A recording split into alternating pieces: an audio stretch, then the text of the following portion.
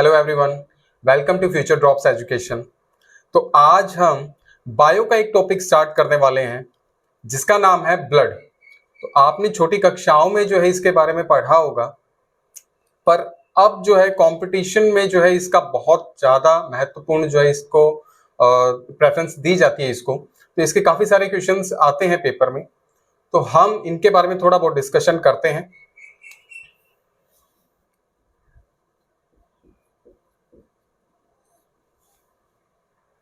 सबसे पहली बात आती है कि ब्लड की स्टडी को हम क्या बोलते हैं। ब्लड की स्टडी को क्या कहा जाता है? तो वो कहा जाता है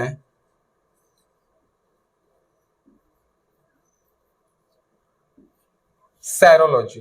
क्या कहा जाता है? सेरोलॉजी। और इसको एक और नाम से भी डिनोट करते हैं, तो वो है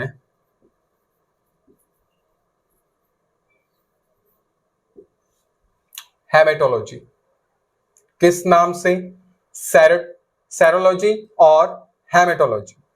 अब इसकी प्रकृति के बारे में हम थोड़ा बहुत देख लेते हैं। तो वो इसमें पहले है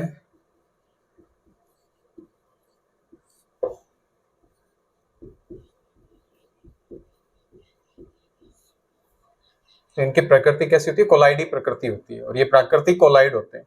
कोलाइड क्या चीज होती है? तो कोलाइड को हम थोड़ा सा अभी डिस्कशन करेंगे। दूसरा है तरल संयोजी उत्तक। ये भी आपने बहुत पढ़ा है, छोटी कक्षाओं में आप पढ़ते आ रहे हो।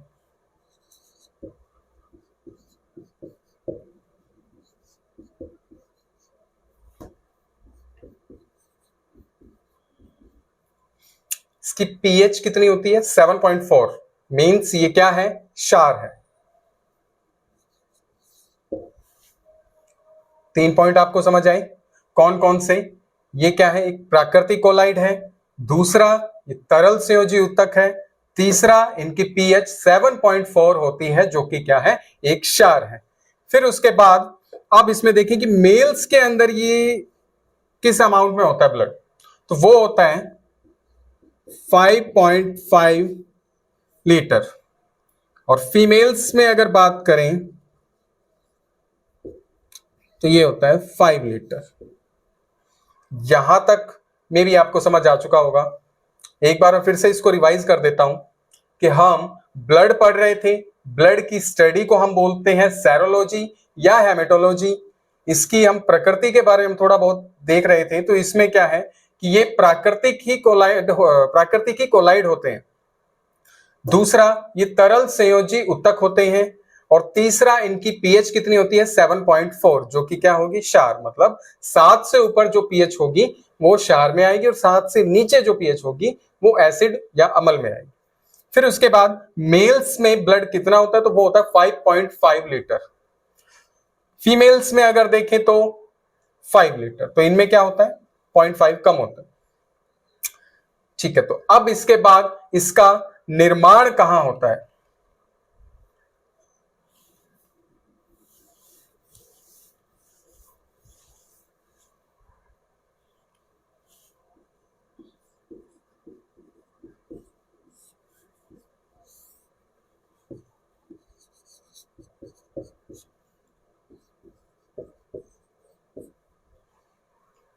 तो अगर निर्माण की बात करें तो भ्रूण और वयस्क।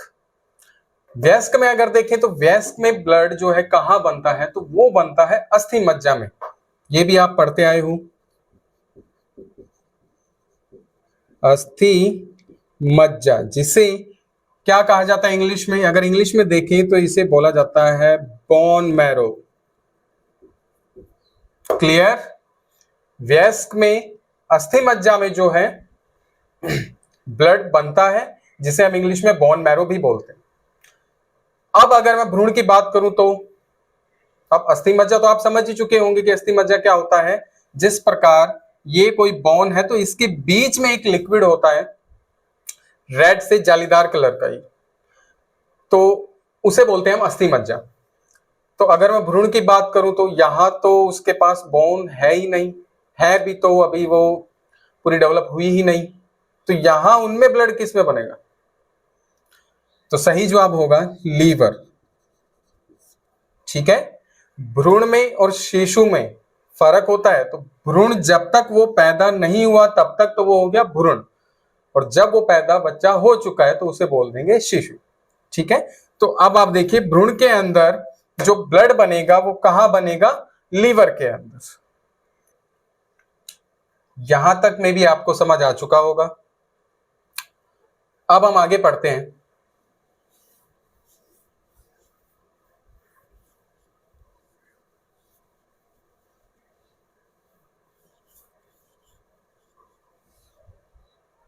अब कई बार परीक्षाओं में पूछा जाता है कि ब्लड स्टोर कहां होता है। तो ब्लड जो है वो कहां स्टोर होगा? वो होता है स्प्लीन में, जिसे प्लीहा भी कहा जाता है।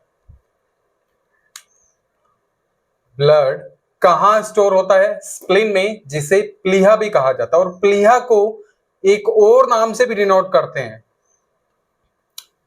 इसे बोलते हैं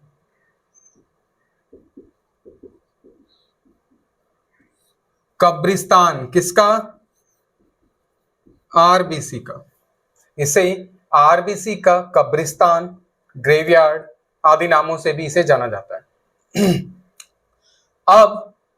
अब हम आगे देखें तो अब हम देखते हैं हीमोग्लोबिन के बारे में।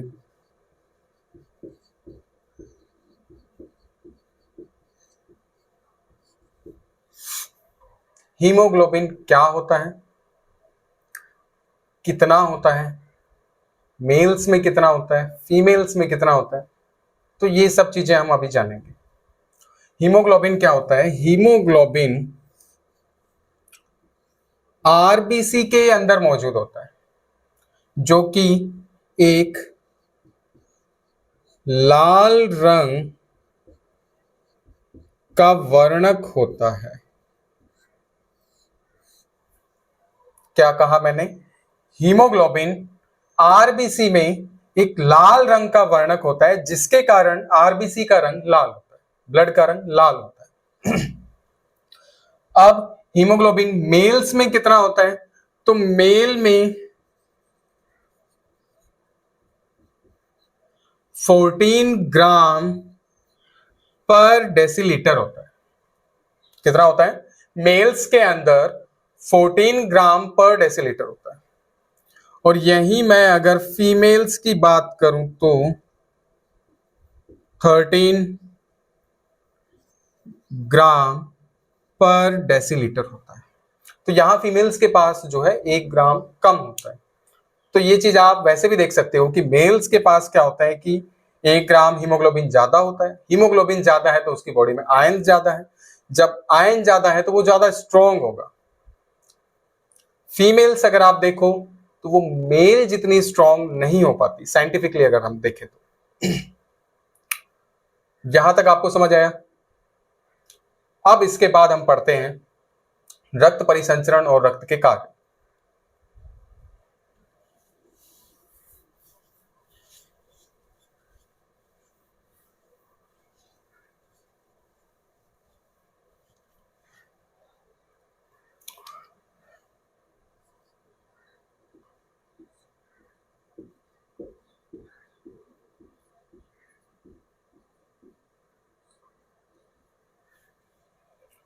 रक्त परिसंचरण क्या चीज होता है? रक्त परिसंचरण का मतलब होगा कि रक्त का हमारे शरीर में एक स्थान से दूसरे स्थान, इधर से उधर दौड़ते रहना। आपको भी पता है जो जीवित है उसके अंदर ब्लड तो इधर से उधर दौड़ता ही रहेगा। ठीक है, अब वो दौड़कर काम क्या करता है उसको हम आगे पढ़ेंगे। सबसे पहले रक्त परिसंचरण की खोज किसने की? तो रक्त परिसंचरण की खोज की थी विलियम हार्वे। कौन थे? William Harvey. विलियम हार्वे कौन थे? जिन्होंने रक्त परिसंचरण की खोज की। क्लियर? आगे हम देखते हैं ब्लड के कार्य।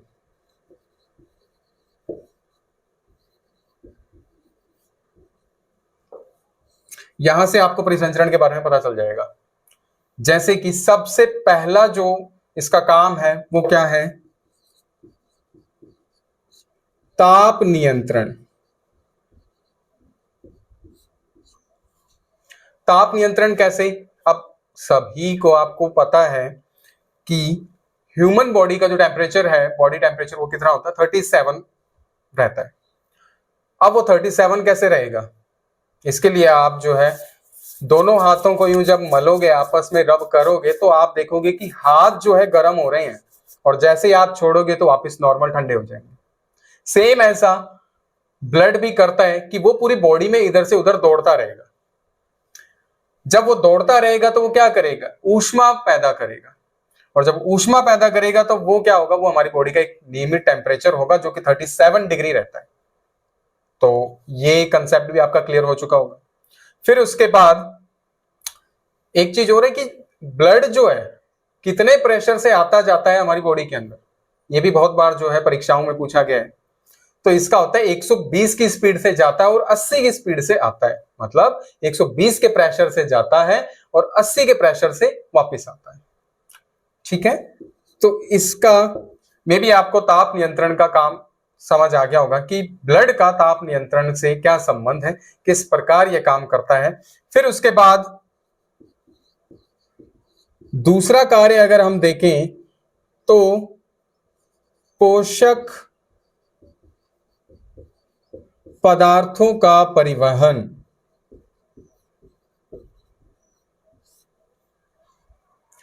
पहला हमने पढ़ लिया था ताप नियंत्रण, उसके बाद दूसरा इसका कार्य है पोषक पदार्थों का परिवहन। तो जब हम खाना खाते हैं, जो हमारी बॉडी उसको पोषक तत्वों को एब्जॉर्ब करती है, तो उसको ले जाने का काम कौन करेगा, वो भी ब्लड ही करेगा। क्योंकि हमने इसके शुरू में जब इंट्रोडक्शन हमने पढ़ा था तरल संयोजी उत्तक है, तो इसका मतलब ये क्या हुआ, ये एक संयोजन का काम करता है, एक ये तरल होकर भी एक उत्तक का काम करता है। ठीक है, इसके बाद हमारा थर्ड पॉइंट जो है वो है गैसों का परिवहन।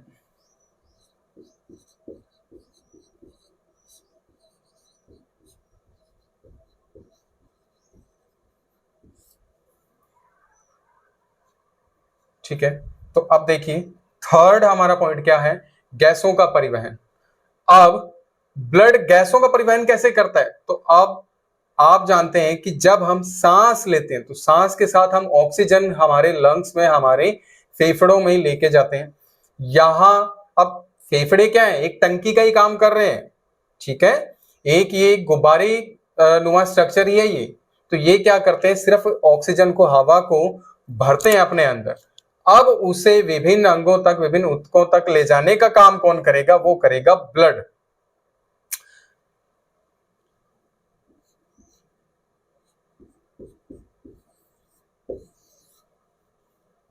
जब हम सांस लेते हैं तो यहां आप देखोगे जो बहुत सारे ब्रोंकियोल्स होते हैं हमारे लंग्स में, तो इन ब्रोंकियोल्स के एंड पे क्या होता है, एक एल्वुलाई, बल्ब लाइक स्ट्रक्चर होती है। तो एल्वुलाई क्या काम करती है, उसके अंदर बहुत सारी कैपिलरीज होती हैं, जो कैपिलरीज किसको ले जाने का काम करती है, वो ब्लड का आदान प्रदान करती है। और यहाँ एल्वुलाई क्या काम करेगी, गैसों का आदान प्रदान करेगी।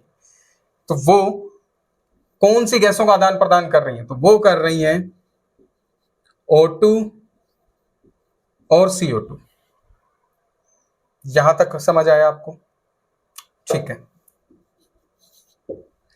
फिर उसके बाद चौथा पॉइंट है उत्सर्जी पदार्थों का परिवहन।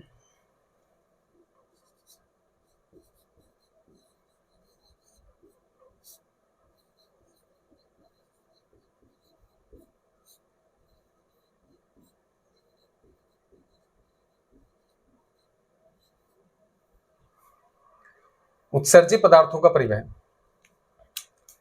छोटी क्लासों में आपने उत्सर्जन तंत्र के बारे में पढ़ा होगा, जो हम बॉडी से नाइट्रोजनस जो वेस्ट मटेरियल है, जो उसे हम बॉडी से बाहर करते हैं, तो बाहर करने का जो एक मीडियम है, बाहर करने का एक मीडियम है, खुद नहीं करता है। जैसे कि यहां अगर गैसों का भी परिवहन हम देख रहे हैं, तो गैसों का वो सिर्फ परिवहन कर रहा है, उसे बाहर नहीं निकाल रहा है। उत्सर्जी पदार्थों का भी परिवहन कर रहा है, उसे बाहर नहीं निकाल रहा है। तो उत्सर्जित पदार्थों को बाहर निकालने का काम किसका है? वो काम है किडनी का, ठीक है। और गैसों का परिवहन हो रहा है, ऑक्सीजन का, CO2 का, इनका परिवहन हो रहा है। बॉडी के अंदर ऑक्सीजन लाने का काम किसका है? उसको बाहर भेजने का काम किसका है? तो वो लंग्स, नोज यहां से होता है, लेकिन उत्सर्जित पदार्थों का भी परिवहन जो है वो सिर्फ ये परिवहन करता है, उसको बाहर नहीं निकालेगा, ठीक है। तो आज के लिए इतना ही, बाकी इसको और ज्यादा ब्रीफ में और हम पढ़ेंगे अगली वीडियो में। Thank you.